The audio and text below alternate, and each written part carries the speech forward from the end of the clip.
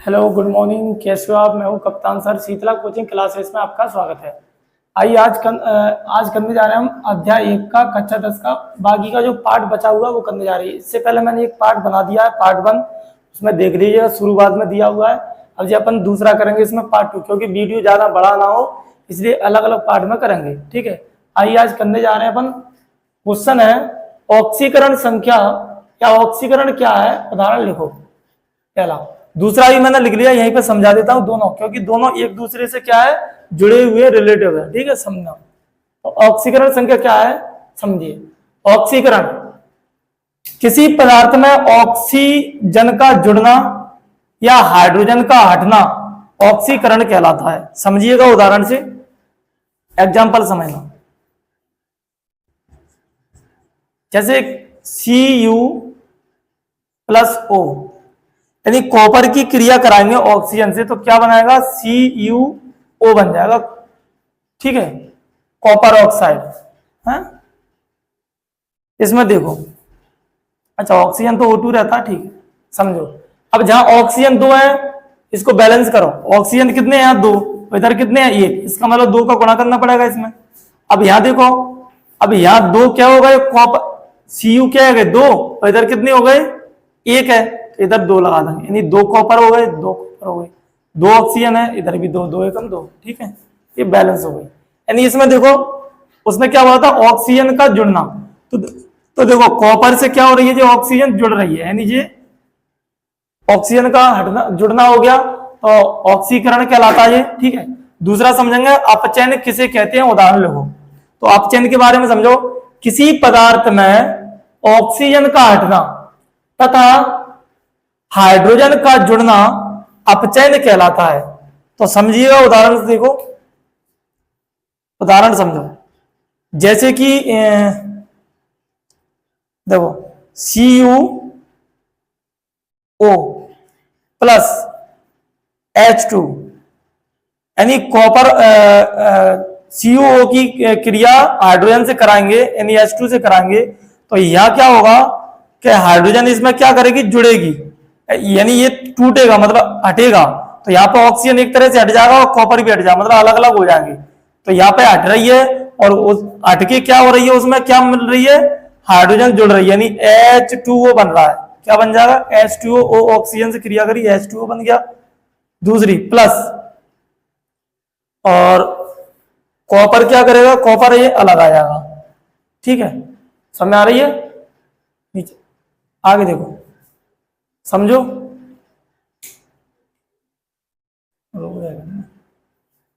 वही दे दो वीडियो। इसमें देखो यहाँ पे क्या हो रही है, देखो हाइड्रोजन जुड़ रही है और ऑक्सीजन, मतलब ये भी टूटेगी, टूटेगी तो हटेगी जे, ऑक्सीजन क्या हो रही है, हट रही है। यहाँ पे क्या हो रहा था, इन दोनों में जुड़ रही थी, तो ऑक्सीजन का जुड़ना बोला था यहाँ पे। तो यहाँ पे क्या होता है कि ऑक्सीजन का हटना, तो यहाँ से टूटेगी तो हटेगी, यानी क्या जुड़ेगी, हाइड्रोजन का जुड़ना। तो हाइड्रोजन इसमें क्या करेगी, जुड़ेगी, यानी ऑक्सीजन से जुड़ जाएगी जे। लेकिन यहाँ तो टूट गई ना, अलग हो गई ना ये, और कॉपर क्या हो गई, अलग हो गई। ठीक है, सबके नाम लिख लेते हूं, मैं नाम बता देता हूं। देखो इसका कॉपर है और इसका ऑक्सीजन है। ठीक है, तो इसका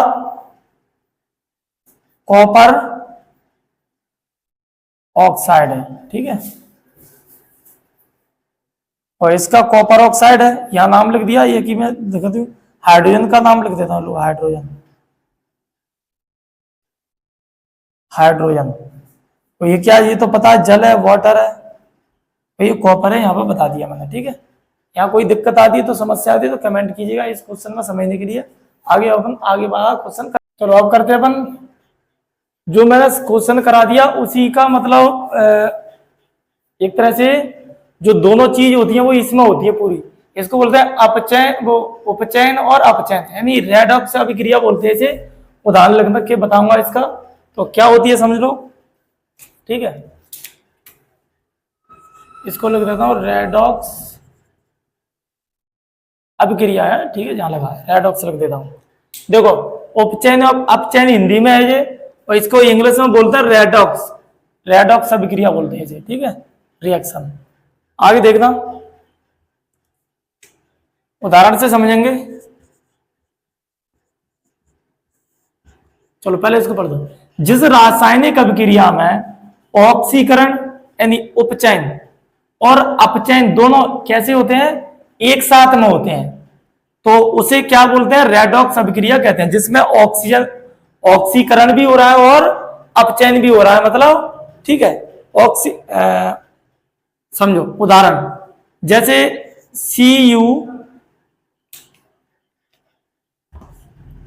Cu प्लस O2 क्या बन जाएगा, सॉरी CuO और H2, कॉपर ऑक्साइड और हाइड्रोजन, यानी Cu प्लस H2O। समझो, देखो यहां से ऑक्सीजन हट रही है, मतलब यहां पर क्या हो रहा है, ऑक्सीकरण भी हो रहा है, और यहाँ हाइड्रोजन क्या हो रही है, देखो इधर ये किससे मिलकर, मतलब ये क्या हो रही है, जुड़ रही है, तो हाइड्रोजन जुड़ रही है तो उसमें क्या होता है, अपचयन होता है, ठीक है।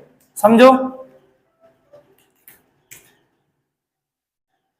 इसको बैलेंस करो, हाइड्रोजन 2 है, हाइड्रोजन 2, ऑक्सीजन 1 है, बैलेंस है अपने आप, ठीक है। यहां समझ लो, अभी अभी मैंने समझाया था आपको ऑक्सीकरण और अपचयन, ठीक है। ऑक्सीकरण में क्या हो रहा था, O2 क्या हो रही थी, ऑक्सीजन क्या हो रही थी, जुड़ रही थी, ठीक है। और अपचयन में क्या हो रहा था, ऑक्सीजन हट रही थी, हट रही थी, या जो हम समझ लो कि हाइड्रोजन जुड़ रही थी, ठीक है। तो यहां दोनों चीज होती है एक साथ में, देखो यहां से ऑक्सीजन हट भी गई और हाइड्रोजन जुड़ गई, तो यहां पर दोनों दोनों हो गया, ठीक है। इसके बाद अपना अगला क्वेश्चन करते हैं, ठीक है। अगली अभिक्रिया, प्रश्न नंबर अगला, अवक्षेपण अभिक्रिया क्या है, उदाहरण देकर समझाइए, ठीक है। तो पहले उत्तर कर लेते, फिर उदाहरण समझा के बताऊंगा, ठीक है। ऐसी अभिक्रिया जिसमें अघुलनशील ठोस पदार्थ, अघुलनशील का मतलब जो घुलता नहीं है, मतलब कहां बैठता है वो, तली में, पदार्थ यानी अवक्षेप बनता है, अवक्षेप, ये डबल वाल लग दिया, अवक्षेप बनता है अवक्षेपण अभिक्रिया कहलाती है, ठीक है। उदाहरण के माध्यम से समझेंगे अपन, ठीक है, उदाहरण समझेंगे, ठीक है। उदाहरण है अपना, यानी बेरियम क्लोराइड की क्रिया BaCl2 plus BaCl2 barium chloride की क्रिया सोडियम सल्फेट से कराते हैं, यानी NaSO4 से कराते हैं। इस पर 2 नेगेटिव होता है, यानी 2 कहां जाएगा, जहां पे, और Ba पर 2 पॉजिटिव आते हैं, इसलिए कहां पहुंच गया, Cl के नीचे, ठीक है। तो उसके बाद देखेंगे क्या क्या बनता है वो समझो।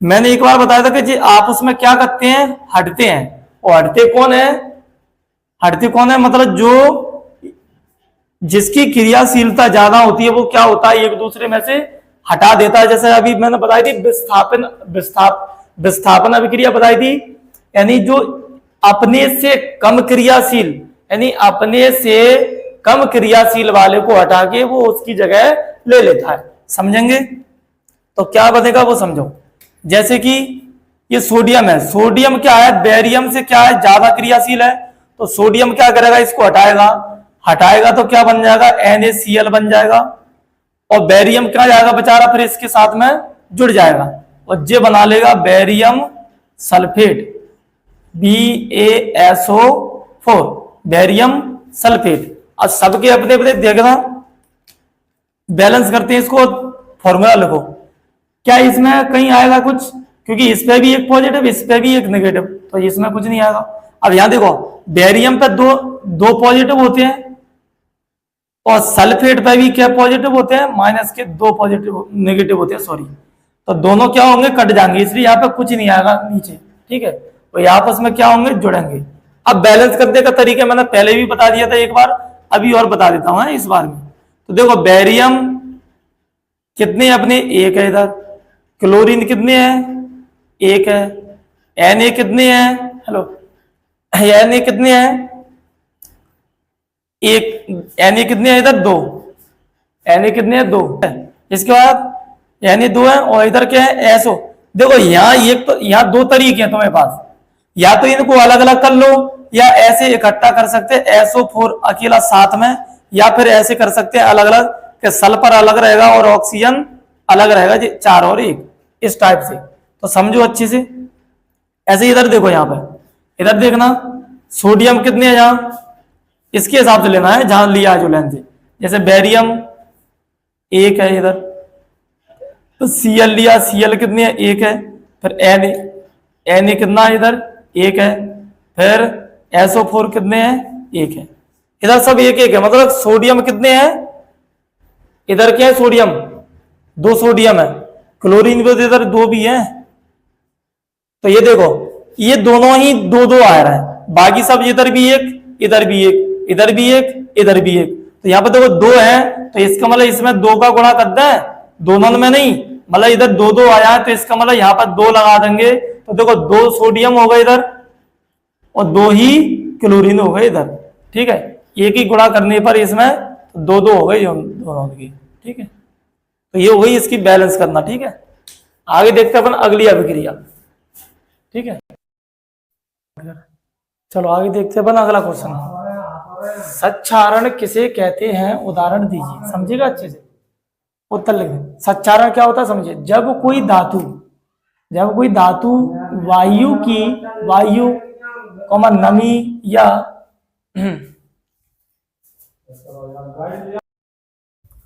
ठीक है, जब कोई धातु वायु नमी या अन्य पदार्थों के संपर्क में आकर धीरे धीरे खराब होने लगती है, तो इस प्रक्रिया को क्या कहते हैं, सच्चारण कहते हैं।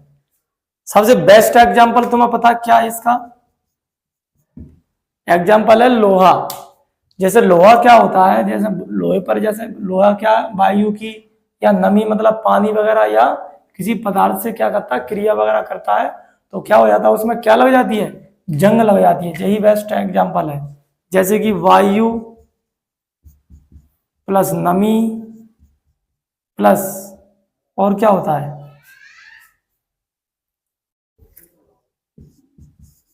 ठीक है, यानी जो धातु है ना वो क्या वायु प्लस नमी के साथ में क्रिया करके क्या बन जाती है, यानी क्या लगती है, जंग। क्या लगती है, जंग, ठीक है। तो ये इसका बेस्ट एग्जांपल है कि लोहे में जब जंग लगती है, ठीक है। आगे देखते हैं अगला क्वेश्चन, ठीक है, ठीक है। धातु तो आप जानते हैं क्या होती है, धातु मतलब लोहे की बात कर रहे हैं अपन, ठीक है। धातु में लोहे की, नमी मतलब पानी भी बोलते हैं ना, इसे पानी भी बोल सकते हैं नमी, ठीक है। आगे अगला क्वेश्चन देखते हैं। चलो अगला क्वेश्चन देखते हैं। मैंने ये दोनों एक साथ में लिख दिए है, ठीक है। क्या विकृत गंधता किसे कहते हैं और विकृत गंधता को कैसे रोका जा सकता है, ठीक है। तो विकृत गंधता का मतलब होता है कोई चीज खराब हो जाती है, मतलब विकृत हो जाती है गंध आने लगती है।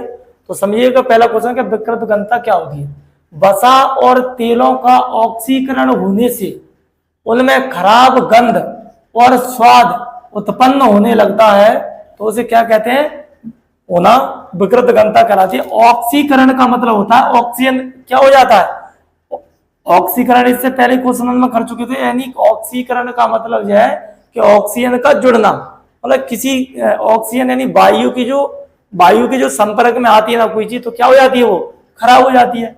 उदाहरण लेने की इसमें कोई जरूरत ही नहीं है, उदाहरण आप जानते हैं जी, तो मतलब बेसिक सी बात है, मतलब जो घरों में अपन खाना वगैरह रख देते हैं तो उसका खराब होना, यानी वो वायु के संपर्क में आ जाता है, खुला छोड़ देते हैं तो खराब हो जाता है ना। और दूसरा क्वेश्चन यह है कि विकृत गंधता को कैसे रोका जा सकता है, इसको रोकथाम के उपाय बताना है। पहला क्वेश्चन यह है कि खाद्य पदार्थों को वायु रोधी डिब्बों में रखना। वायु रोधी का मतलब होता है आप बंद करके रख सकते, फ्रिज में बंद कर दो, किसी में मतलब, ठीक है, फ्रिज में रख दो, ये भी एक उदाहरण है। वायु रोधी का मतलब इसमें वायु नहीं जाना चाहिए, कहने का मतलब है। दूसरा बात यह है कि उन्हें ठंडी जगह पर रखना है। ऐसा नहीं कि खाद्य पदार्थों को वायु रोधी डिब्बों में रखना, मतलब जैसे आप डिब्बे में पैक कर दिया जाए कोई दिक्कत नहीं है, लेकिन अगर वो गर्मी में रखे रहेगा तो सब्जी खराब हो जाएगी, तो ऐसा नहीं है। मतलब वायु रोधी का मतलब है किसी ठंडी जगह पर रख देना है। दूसरा उन्हें ठंडी जगह पर रखना। तीसरा बोला कि पैकेट में जो पैकेट देखे ना, पैकेट चिप्स वगैरह के आते हैं, उनमें कौन सी गैस भरी जाती है, नाइट्रोजन गैस भरी आती, नहीं तो खराब ही हो जाएंगे। नहीं तो अपने घर पे जो चिप्स आते हैं उनको पैकेट में रख के देखना, खराब ही हो जाएंगे। मतलब पैकेट में क्या आती है, उसमें नाइट्रोजन गैस आती है। ठीक है, आगे बढ़ते हैं हम अगले क्वेश्चन। ठीक है, चलो अगला क्वेश्चन करते हैं अपन। दहन अभिक्रिया किसे कहते हैं, उदाहरण लिखो। समझना अच्छे से, इसको इंग्लिश में कॉम्बिनेशन बोलते हैं। ठीक है, जब कोई पदार्थ ऑक्सीजन के साथ अभिक्रिया करके, किसके साथ, ऑक्सीजन के साथ अभिक्रिया करके क्या देता है, ऊष्मा देता है, ऊष्मा और प्राय प्रकाश उत्पन्न करता है, तो उसे क्या कहते हैं, दहन अभिक्रिया कहते हैं। जैसे उदाहरण लिखेंगे अपन, उदाहरण है कार्बन, कार्बन का ऑक्सीजन के साथ जलना। ठीक है, कार्बन का ऑक्सीजन के साथ जलना।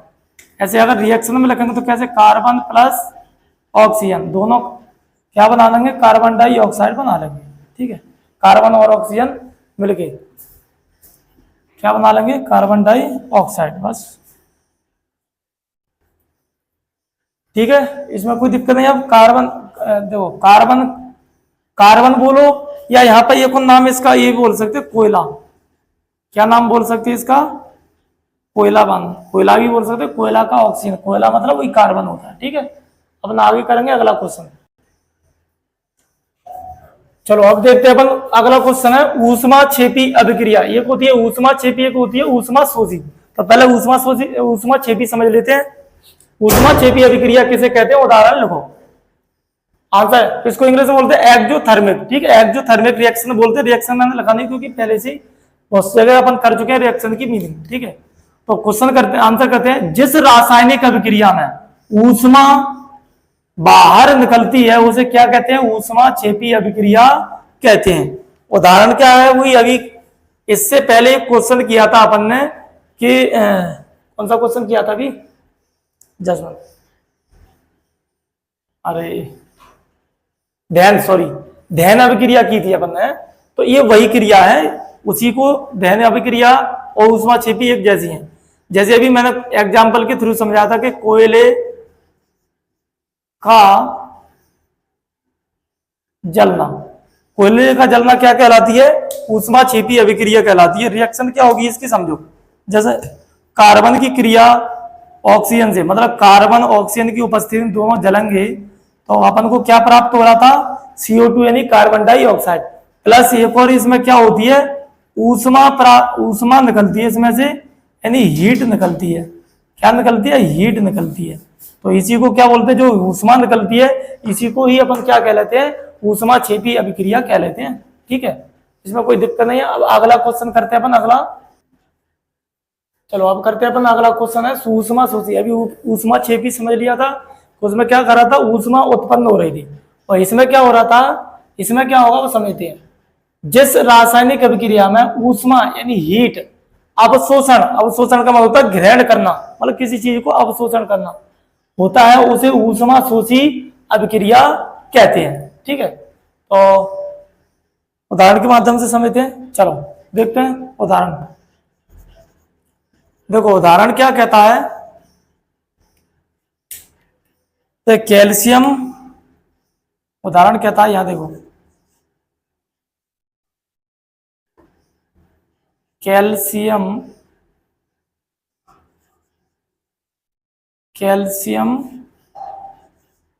कार्बोनेट,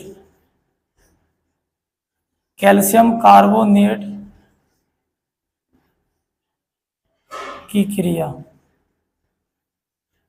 कैल्शियम कार्बोनेट की क्रिया, या कैल्शियम कार्बोनेट की क्रिया या गर्म करना की, या कैल्शियम कार्बोनेट को गर्म करने, गर्म करने पर लिख दो, गर्म करने पर है। तो कैल्शियम कार्बोनेट को गर्म करने पर क्या होता है वो समझना, या CaCO3 प्लस, गर्म करेंगे तो पता ना किससे गर्म होगा, ऊष्मा से होगा। और फिर उसमें के बाद में क्या बनता है, CaO प्लस CO2। समझो, कैल्शियम कार्बोनेट को जब अपन गर्म कर रहे हैं ना, यानी ऊष्मा से ही गर्म करेंगे, यानी किसी भी चीज को जलाएंगे करेंगे, ठीक है, तो क्या क्या प्राप्त होता है, कैल्शियम ऑक्साइड प्राप्त होता है, कार्बन डाइऑक्साइड प्राप्त होती है।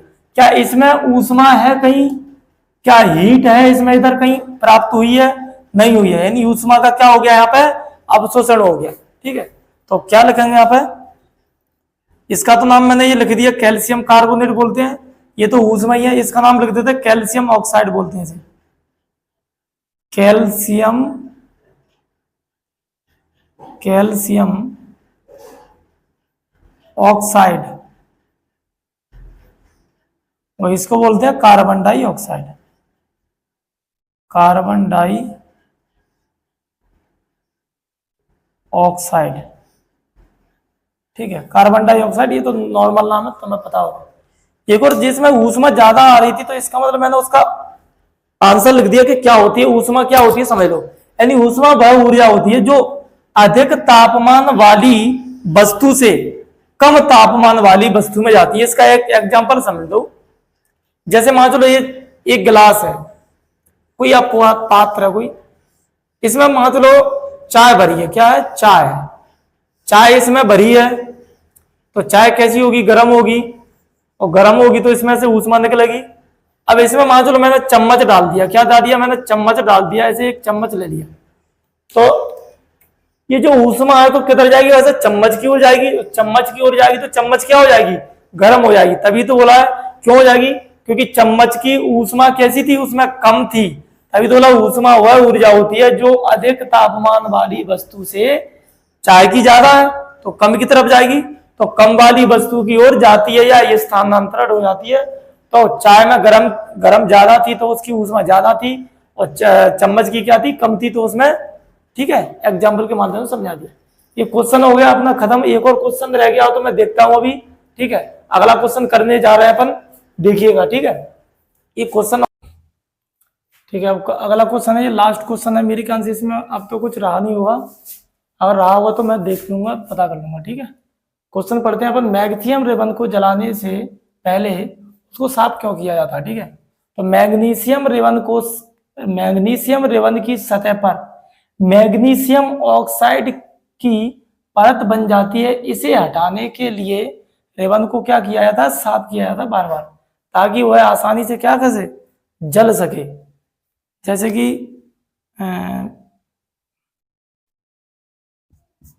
उदाहरण क्या है, मैग्नीशियम को जलाने पर, जलाएंगे तो तुम्हें पता क्या होगा, जैसे Mg प्लस O2,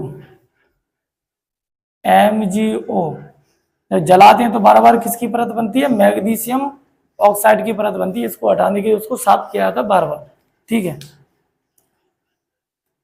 इधर 2 ऑक्सीजन है तो इधर भी 2 होना चाहिए, 2 ऑक्सीजन हो गई, और इधर भी 2 हो गई, 2 Mg 2 लगा दो, ये बैलेंस हो जाएगी। ठीक है, बस ये इतनी कहानी थी, इसमें कुछ नहीं है। ठीक है, मैग्नीशियम को साफ क्यों किया जाता है, क्योंकि जब जलाते हैं तो इसकी परत बनती जाती है, इसलिए उसको साफ किया जाता है। ठीक है, अगर किसी भी क्वेश्चन में आपको कोई डाउट होता है तो कमेंट कीजिए, और अगर हमारा वीडियो अगर अच्छा लगे और लाइक कीजिए, शेयर कीजिए, सब्सक्राइबर कीजिए, बने रहिए हमारे साथ में। आपको कुछ भी डाउट होता है तो कृपया करके कमेंट कीजिए। ठीक है, ओके, बाय।